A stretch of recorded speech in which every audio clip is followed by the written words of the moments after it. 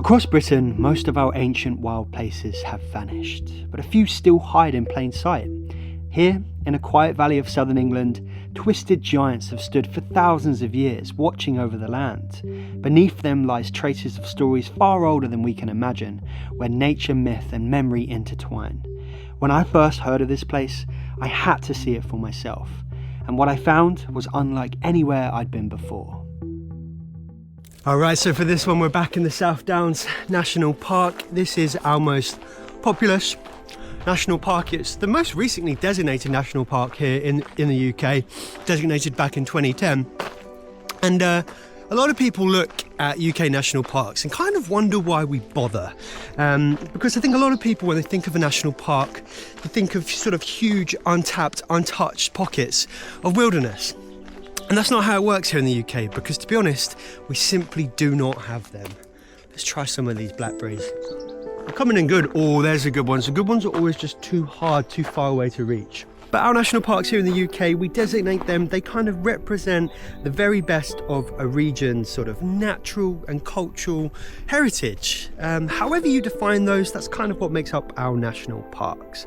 But what I love about them is that tucked away within them are just beautiful little pockets of nature, sort of relics of a lost world. Don't mind if I do. 1, 4. I got it!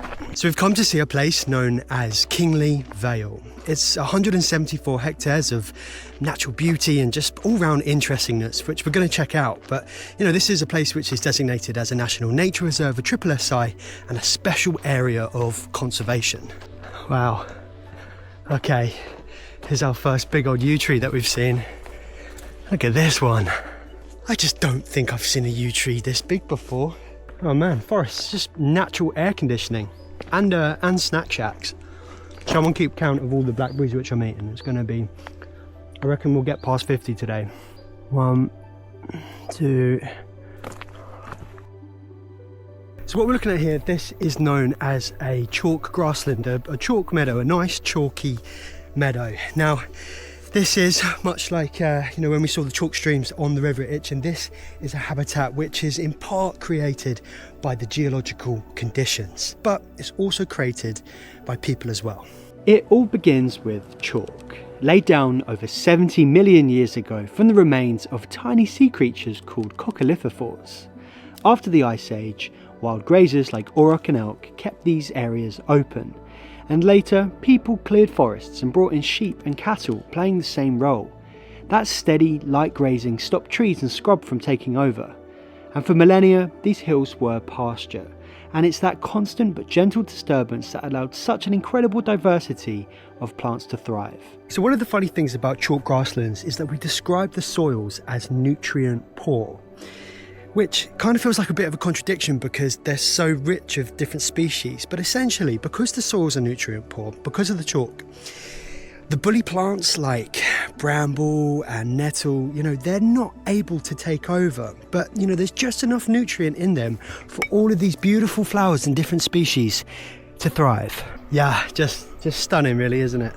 By the way, if you're enjoying this, then I encourage you to become a Leave Curious member over on Patreon. You know, it's not just the best way to support the channel, but also engage. You know, you can chat to me there, you can chat to other people in the community, you can get behind the scenes footage, and you'll know that you'll be supporting these videos. So do go and check that out. I'll leave a link in the comments and in the description.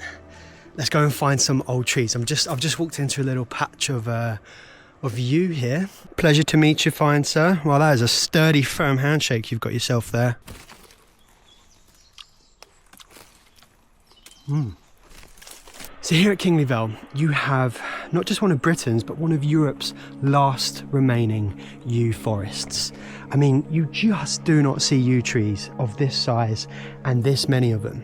Now, one of the most awesome things about the yew tree is how long it lives. They are Britain's most long-lived species. It can live older and longer than the oak. And how old are these yews?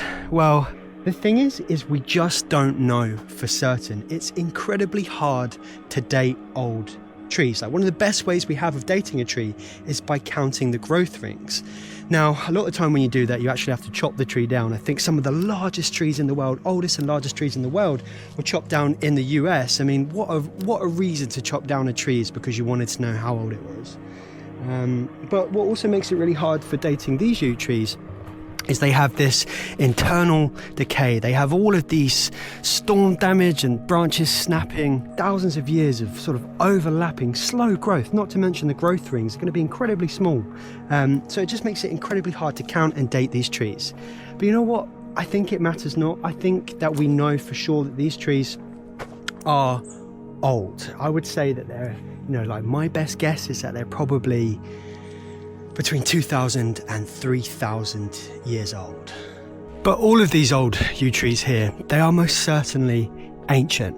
And when we call a tree ancient, we're talking about its age. But that age depends on the species. For a silver birch, ancient means around 150 years. For an oak, it's closer to 400. And for the much longer lived yew, a tree isn't considered ancient until it's at least 900 years old. Now, you may have also heard the term a veteran tree. Now, when we describe a tree as a veteran, this is all about its features. And these features include a large girth, so huge wide stems, major trunk cavities and hollowing. Look, I can put my arm in there, I could probably climb in there.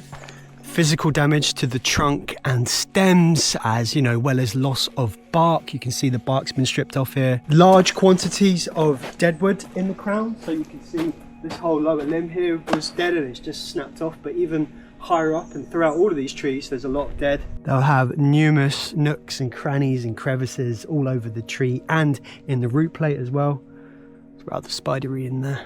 And that's the other thing, they'll support a large amount of different wildlife, from different invertebrates, mammals, birds, plants. You get sort of all sorts of epiphytic growth going on in these trees. And also on veteran trees, you'll very likely find wood decay and funguses eating away at the tree. My word, this tree is huge. This is me and the tree for scale. Look at the size of this thing. Sweat patch test on the t-shirt's not looking too bad. How's the back looking? Yep. Yes, that is me subtly advertising my t-shirts, which you can find underneath this video.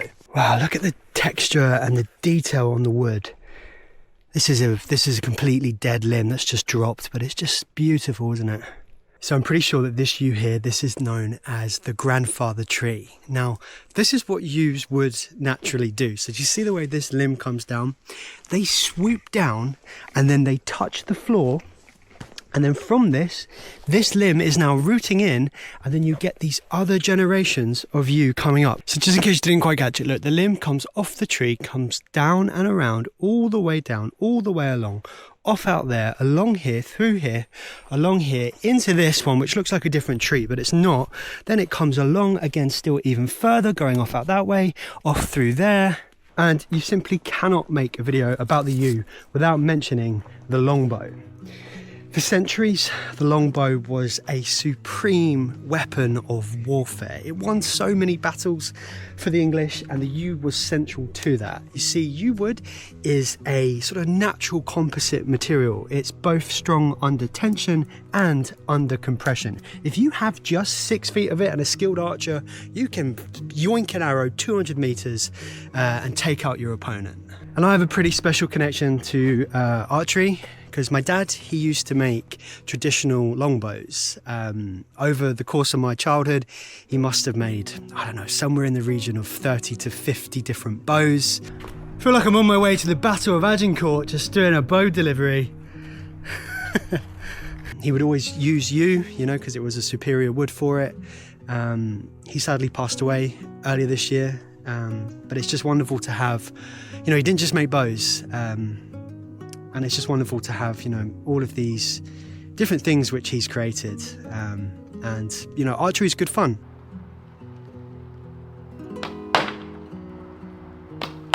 Ooh, doesn't half whack the arm. That string coming through. Okay, I mean, I am just firing into a fence. To be honest, the grouping's pretty good here. I was starting to get my eye in, But the longbow is one of the main reasons why we don't have many yew forests and yew trees left, because we use them all to kind of make longbows. I think the king in, I think it was 1472, there was a tax introduced on any sort of shipments coming into the UK.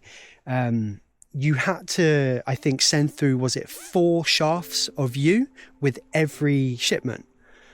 So that meant that a lot of yew forests in Europe were cut down. So why has Kingly Vale stood here? Why have all these yews stood here? Well, it's a good question. One which I think we might begin to sort of forge an answer to when we visit another really significant part of Kingly Vale. But we're now going to head up to the highest point of the Vale to check out another very ancient feature which likely predates these trees and is very closely tied to the yew trees down there. There's a lot of myth and legend about this place. And this place up here is known as the Devil's Humps. That breeze is nice. Wow, what a view as well. You can see the water from here. So we're coming up on the Humps, the Devil's Humps. Now, these might look like mounds, little hills in the landscape. And while they are that, they're also a hell of a lot more. These are Bronze Age burial mounds. And who was buried here? Well, we don't know for certain. But burial mounds of this size and of this sort of prominence in the landscape, you can bet that these were high profile people, either sort of chiefs of tribes or maybe priests. And today they're vegetated. You can see the sort of grass has grown over them. But traditionally these would have been big white chalk covered humps in the landscape, so they really would have looked amazing. And over the past couple of centuries we have gone in them and we've uncovered things like burnt bones, parts of a horse's skull, some stag horns. I think we found a whetstone for sharpening axes. But the thing is, these are thousands of years old, so it's very likely that throughout time that they would have just been raided. So who knows what we've lost and where it's been moved to. And the kind of cool myth and folklore about these humps and the trees down below is that, you know, there was once a great battle between the men of Chichester and Vikings here. And it's said that the Vikings are buried in these mounds, and the places where they fell are where the yew trees are down in the Vale. You know, that is kind of discredited a little bit by the age of the artifacts which were found in the mounds. But it's still pretty cool either way. So what about the future of Kingly Vale? What about the future of these yews? Well, you know, what's really important is to ensure that places like this remain under some kind of formal sort of designation. You know, this is a national nature reserve, and we hope that that should give it the protection it needs to thrive over centuries, over thousands of years. And what's also really important is that we manage the key stresses. You know, you've got, it's like, this place is no different to any other forest in the UK. There's high numbers of deer all throughout Britain. So managing the deer and ensuring that young trees are able to come up is really important. And that's what we've got going on here. This mini exclosure allows us to monitor the effects of deer browsing on yew tree regeneration. I see. So it's meant to be like an example of, look, this is what happens when deer don't get in. Look at that growth. But then this is what happens when deer do get in. And they are. Look at that. It's just nibbled down every time. Then you've also got pressures from people. So when you come in here, please, you know, move respectfully. You know, don't leave your litter, which we so often like to do. Leave no trace. Then you've also got, you know, pests and diseases. Here we're talking about ash dieback. It's saying that there's a dangerous tree, so they've kind of blocked this bit off. Ash dieback is pretty serious, from what I understand. For yew trees, there's not necessarily something which is quite severe, although, you know, all trees are susceptible to pests and diseases. It's just part of ecology. But I don't think there's anything which is like rampantly moving through and wiping them out. You know, it takes a lot to take out a yew tree. So if you've enjoyed this video and you want to watch another one just like it, check out this one on the screen here. And also, if you want to become a member, you can do that too here. In the meantime, thanks for watching. Live curious.